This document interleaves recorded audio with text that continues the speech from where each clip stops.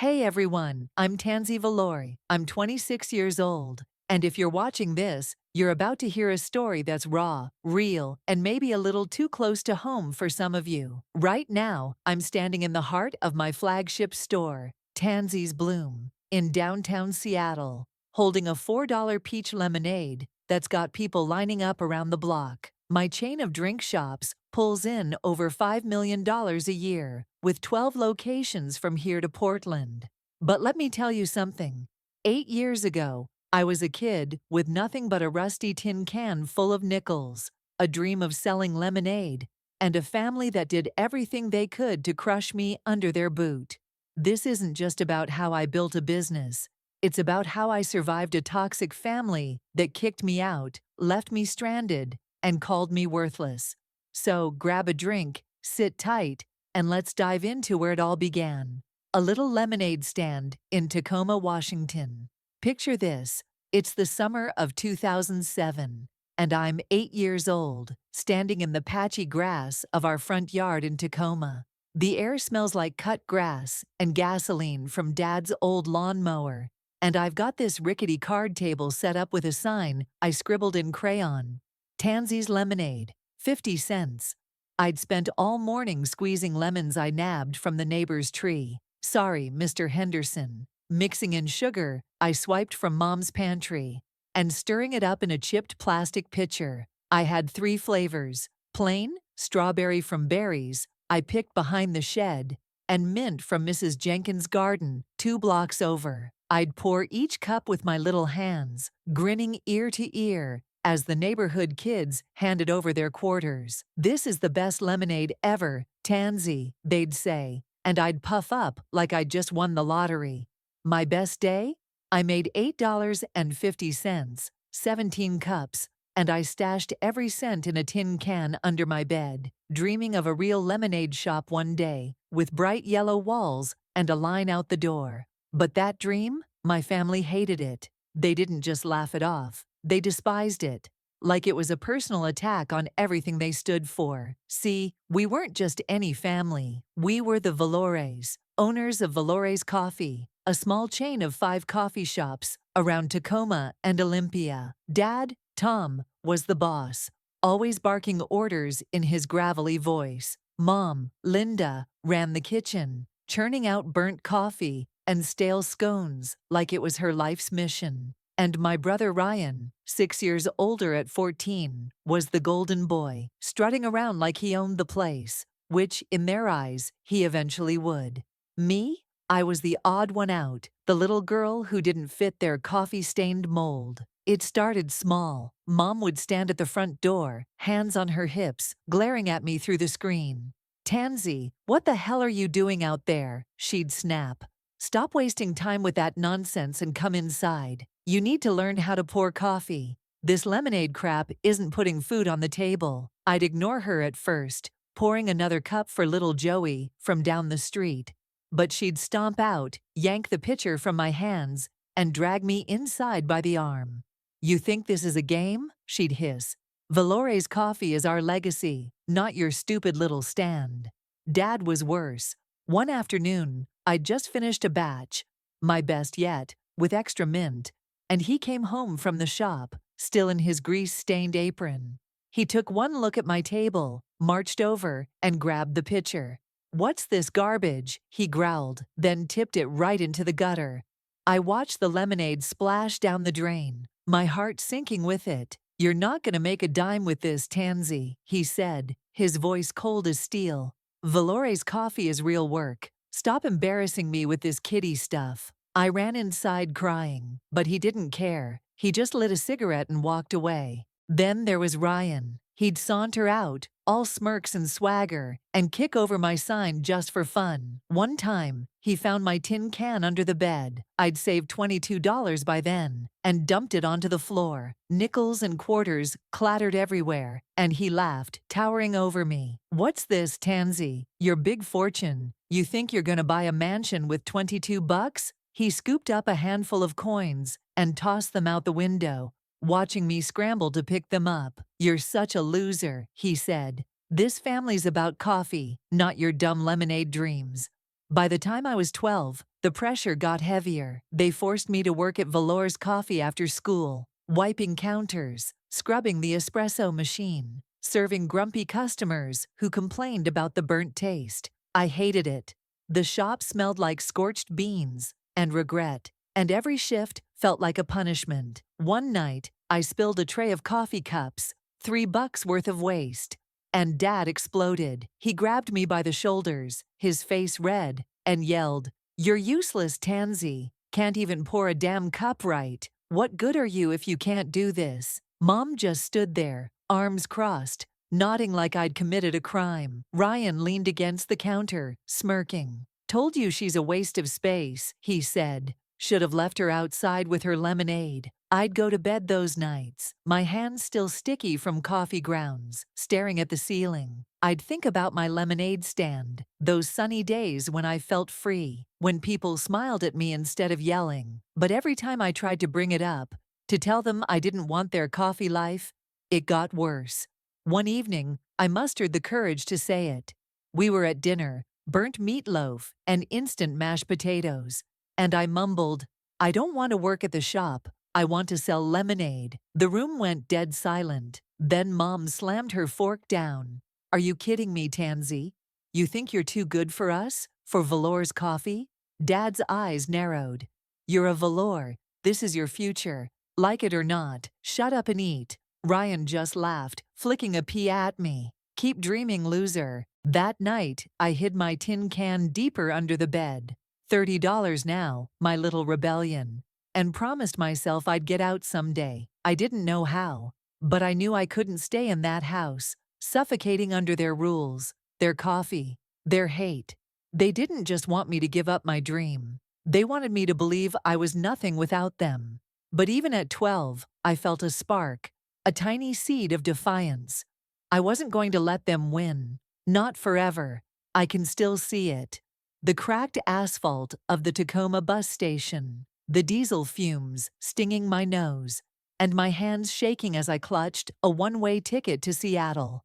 I was 16, and that ticket cost me $12, almost a full day's worth of lemonade money from back when I was a kid. I'd saved up $150 over the years, every nickel and dime from my little stand, stashed in that rusty tin can, hidden from Ryan's prying hands and Dad's temper tantrums. That money was my lifeline now, my only way out of a house that felt more like a prison than a home. Valor's Coffee had already stolen my childhood, hours slaving away after school, scrubbing counters, choking on burnt coffee fumes. But I wasn't going to let it take my future too. Leaving wasn't easy. I'd been plotting it for months, squirreling away cash from odd jobs, babysitting, mowing lawns, anything to keep it off Mom's radar. The night before, I'd packed a backpack with just enough.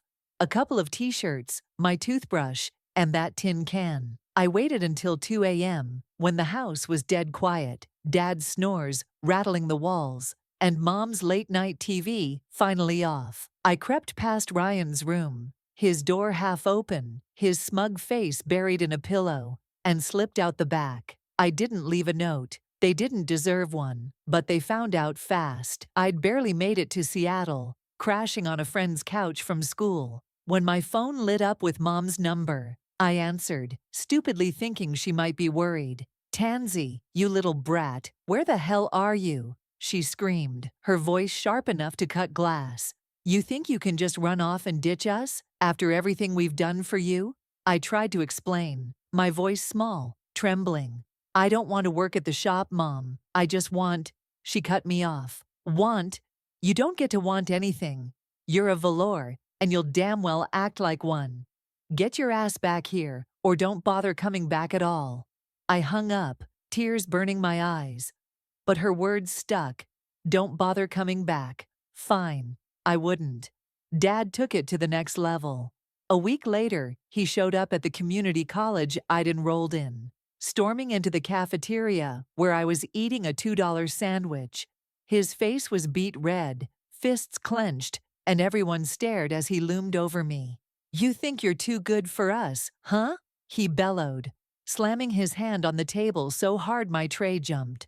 running off to play college girl while we're busting our asses at Valor's Coffee.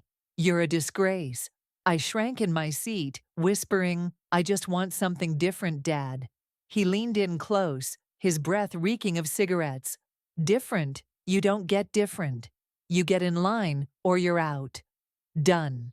That night, he called me one last time. I threw all your crap in the trash, your clothes, your books, that stupid tin can. You're not welcome in Tacoma anymore. Don't call us family. Click. The line went dead, and so did any hope I had left for them. Ryan, of course, had to pile on. He texted me the next day. Heard you ran away, loser. Good riddance. Don't expect me to save you when you're broke and crying. You're nothing without Valor's Coffee. I stared at that message, my stomach twisting. He wasn't just happy I was gone. He wanted me to fail, to crawl back begging so he could lord it over me.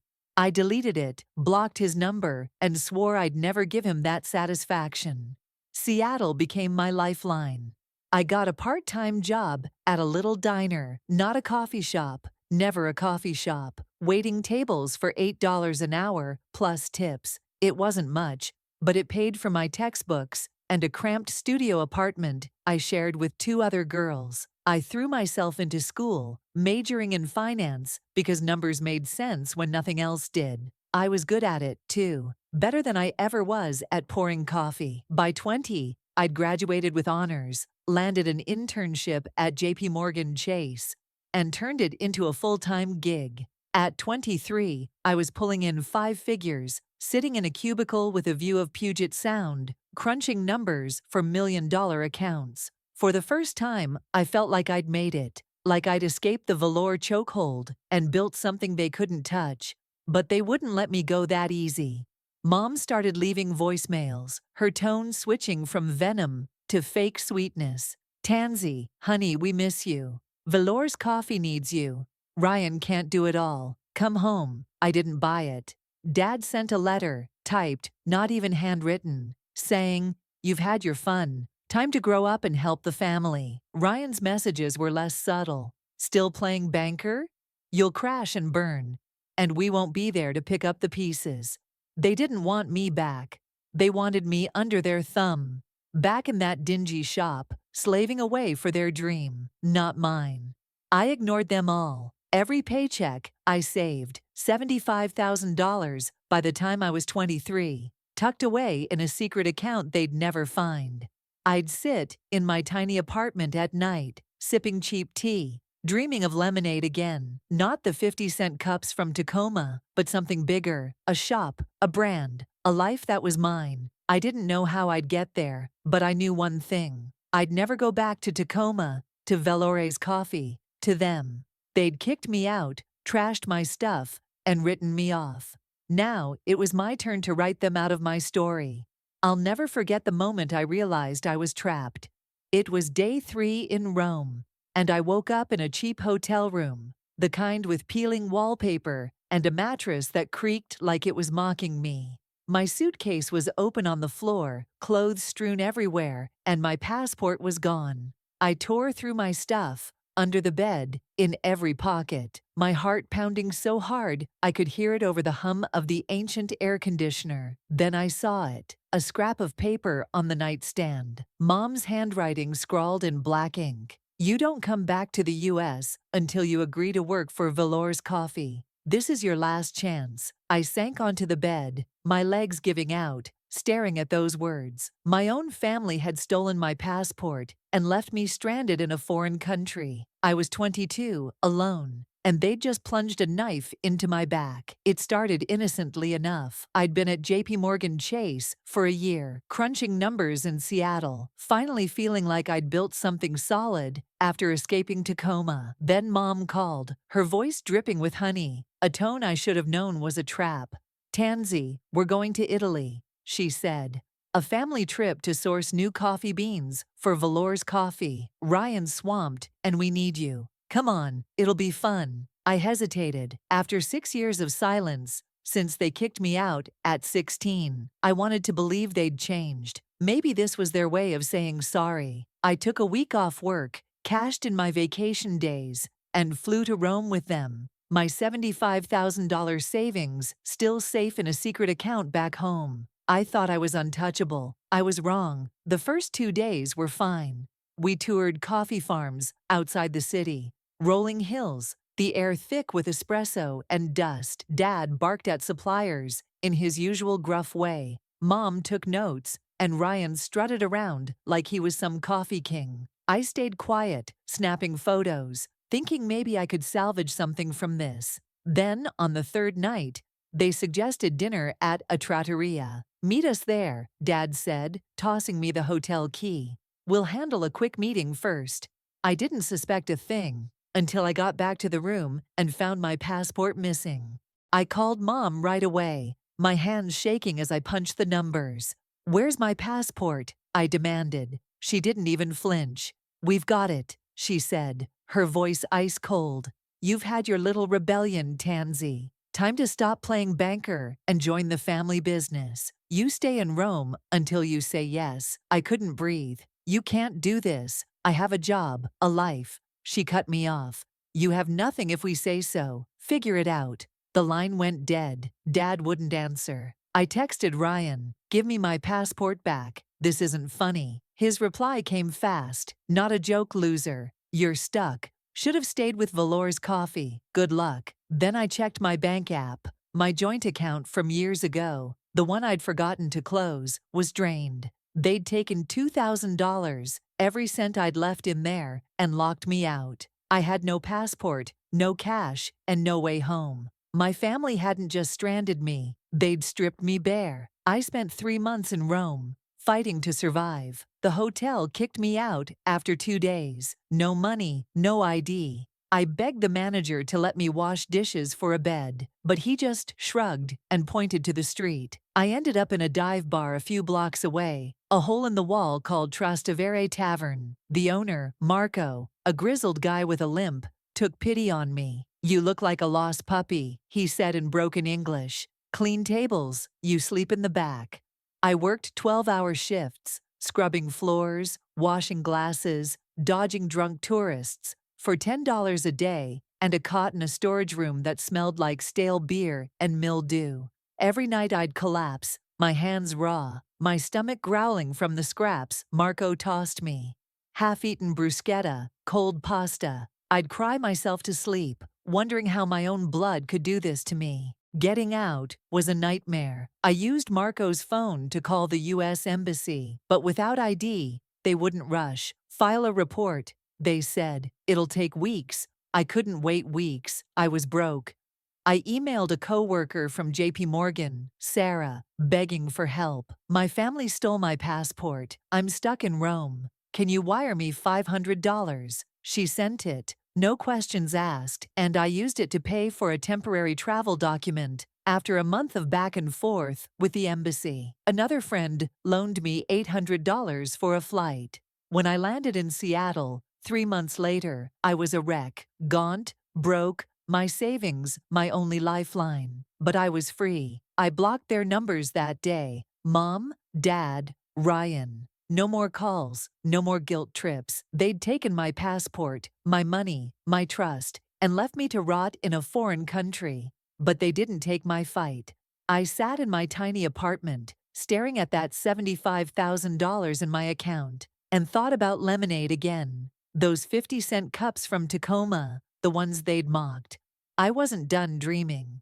They'd tried to bury me in Rome, but I was going to rise, and they'd regret ever crossing me. I stood at Pike Place Market, the salty Seattle breeze cutting through my jacket, staring at my new lifeline. A beat-up old cart I'd bought for $2,000 and painted sunshine yellow. It was November 2022, 3 months after I'd dragged myself back from Rome. My passport stolen, my trust shattered by the family that left me to rot. I was 23, done with JP Morgan Chase, done with cubicles, suits, and playing it safe. That $75,000 I'd saved, it was burning a hole in my pocket, whispering memories of those 50-cent lemonade cups from Tacoma. So I quit, cashed out, and turned that cart into Tansy's Bloom, selling handmade lemonade for $2 a cup. My family thought it was a joke, I was about to prove them wrong. Day 1 was brutal. I'd spent the night before squeezing lemons by hand. 50 pounds of them, bought cheap from a local farmer, my fingers stinging from the juice, my tiny apartment reeking of citrus. I mixed in raw honey from a roadside stand, stirred it in a dented steel pot, and hauled it all to the market in a borrowed hatchback. I set up at 7 a.m., my sign crooked but bold. Tansy's Bloom, fresh lemonade $2. The first hour, nothing, just me, shivering, watching tourists shuffle by with their overpriced lattes. Then a woman stopped, mid-40s, in a puffy coat, juggling a toddler. She handed me 2 crumpled dollar bills. "Let's see if it's worth it," she said. She took a sip, her eyes lighting up. "This tastes like summer at my grandma's." She came back the next day with 3 friends. I sold 15 cups that first day, $30, and I felt alive again. Word spread fast. I stuck to it, rain or shine, perfecting my recipes. Plain lemonade, peach from bruised fruit, I got discounted. Lavender, I grew in pots on my fire escape. By week 2, I was selling 50 cups a day, $100, and people started talking. "You're the lemonade girl, right?" they'd say, smiling like I'd unlocked some forgotten joy. A month in, a local blogger snapped a pic of my cart, posted it online. "Best $2 you'll spend in Seattle." The next day, I had a line. 20 people deep, mostly women, moms, and office workers, who'd chat with me about their own tough days. "You're a fighter," one said, pressing an extra dollar into my hand. "Keep going." I did. 6 months later, I'd cleared $20,000, enough to buy a second cart. I was building something real, but my family couldn't stand it. They'd heard, "Small world, big mouths," and the attacks came quick. Mom called first, her voice dripping with venom. "Tansy, you're selling $2 lemonade on the street like some beggar," she spat. "You're humiliating us. Valor's coffee is a legacy, and you're out there peddling garbage." I gripped the phone, my knuckles white. "It's not garbage, Mom. People love it." She laughed, sharp and cruel. "Love it? They pity you. You're a failure, and you're dragging our name through the mud." She hung up, leaving me shaking. But I poured another cup and kept going. Dad's turn came next. A letter showed up, handwritten this time, his scrawl jagged with rage. "I heard about your little cart," it read. "You think you're better than us? You're a disgrace to the Valore name. I'm ashamed to call you my daughter. Stop this nonsense, or you're dead to me." I tore it up, but the words stuck like tar. Dead to him? He'd already left me for dead in Rome. I tossed the scraps in the trash and sold out by noon. 75 cups, $150. His shame wasn't my problem anymore. Ryan was the worst. He rolled up one day in his beat-up Chevy, parking right by my cart like he owned the street. He was 29 now, still the golden boy of Valor's coffee, but his smirk was tighter, his eyes hollow. "Nice setup, loser," he called out, loud enough for my customers to hear. "What's next? A cardboard box. When this flops, and it will, don't come crying to me. You're nothing without us." A woman in line shot him a dirty look, but he just laughed and peeled out, leaving me red-faced. I wanted to scream, to throw a pitcher at his car, but I didn't. I handed out cups, smiled through the sting, and sold 60 more that day. He wasn't going to break me again. By the end of that first year, I had 3 carts, a team of 2 part-timers, and $800,000 in revenue. I'd raised the price to $4. People still paid, saying it was worth every penny. Seattle Times ran a piece, "From street cart to sensation, Tansy's $2 lemonade takes over." The photo showed me at the market, apron-stained, grinning like I'd won a war. I had, in a way. Every cup was a middle finger to the family that had kicked me out, stranded me, mocked me. Mom's calls stopped, Dad's letters dried up, but Ryan kept texting, "Enjoy your 15 minutes. You'll crash." I didn't reply. I was too busy counting receipts. $800,000 from garbage they said I'd fail at. I'd sit at night, alone in my apartment, sipping leftover lemonade, thinking about that little girl in Tacoma. They'd crushed her stand, her spirit, but not her fight. This wasn't just about money. It was about proving I didn't need them, their coffee, their approval. They'd tried to bury me, but I was blooming, one $2 cup at a time. I was 25, sitting in my cramped Seattle apartment, the glow of my laptop screen, lighting up a stack of receipts from Tansy's Bloom. My 3 carts had just hit $800,000 in revenue, and I was sketching plans for a 4th. Then my phone buzzed, a news alert. Velore's coffee files for bankruptcy after years of decline. I froze, the word sinking in. The family empire that had kicked me out, stranded me in Rome, and mocked my $2 lemonade was crumbling. Part of me wanted to cheer, but the bigger part knew they'd come crawling back. I was right, and when they did, the drama hit harder than ever. It started with a call from Mom. I hadn't heard her voice since she'd trashed my lemonade cart a year ago.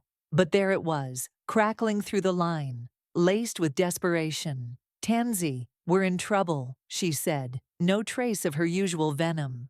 "Velore's coffee's done, $30 million in debt, suppliers cutting us off, locations shutting down. We need you." I leaned back, my jaw tight. "Need me for what?" She hesitated. Then, "You've got money now, that lemonade thing.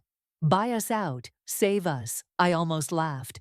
After years of calling me a failure, they wanted my garbage to bail them out. "I can help," I said, "but it's my way. Fresh drinks, no burnt coffee. I'd run it." Her tone flipped instantly. "Run it? You think you're better than us? I'd rather lose everything than let you touch Velore's coffee." She slammed the phone down, leaving me stunned but not surprised. Dad came next, showing up unannounced at my flagship cart in Pike Place.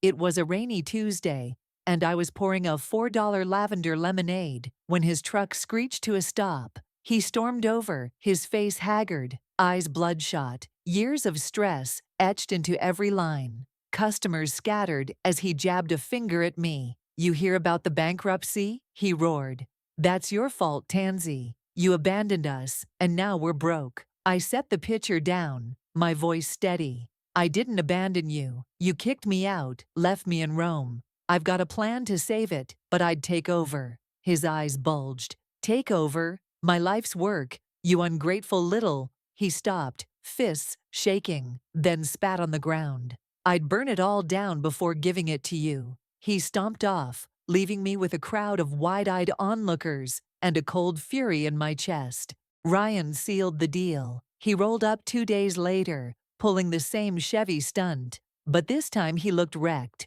hair greasy, shirt wrinkled, the golden boy tarnished. My line was 15 deep, and he shoved past customers to get to me. "Nice hustle, huh?" he sneered, loud enough to turn heads. "You think you're hot stuff while Velore's coffee dies?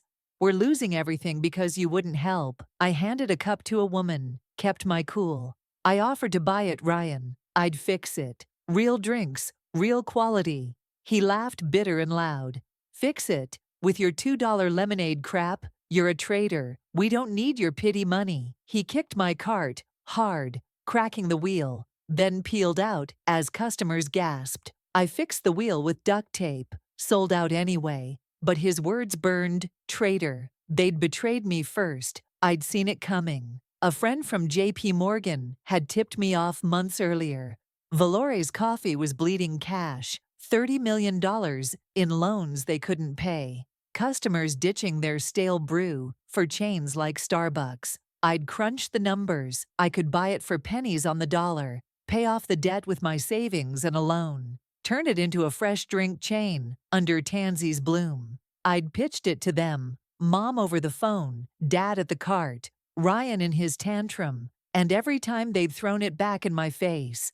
They didn't want saving. They wanted control, even if it meant sinking. 9 months later, it was over. Velore's coffee collapsed, stores shuttered, the Tacoma flagship boarded up, the name splashed across headlines. Local chain fails after decades. Mom called one last time, her voice hoarse, broken. "You happy now, Tansy? You killed us. We've got nothing. No house, no business. All because you wouldn't step up. I gripped the phone, my throat tight. I tried, Mom. You wouldn't let me. You chose this. She sobbed, then snarled, "You're no daughter of mine," and hung up. Ryan texted a final jab. "Hope your lemonade keeps you warm when you're alone. You're dead to us." I didn't reply. I blocked them all. Mom, Dad, Ryan. Erasing them from my life, like they'd erased me years ago. That night, I sat in my apartment, staring at a photo from the Seattle Times. Me at my cart, smiling. The headline, "Tansy's Bloom, a fresh start." Valori's coffee was gone. But I wasn't. They'd kicked me out, left me in Rome, spat on my dreams, and now they were paying the price. I wasn't gloating. I was free. I poured a $4 lemonade, raised it to the empty room, and whispered, to me. They'd tried to break me, but I'd built something better. And I wasn't done yet.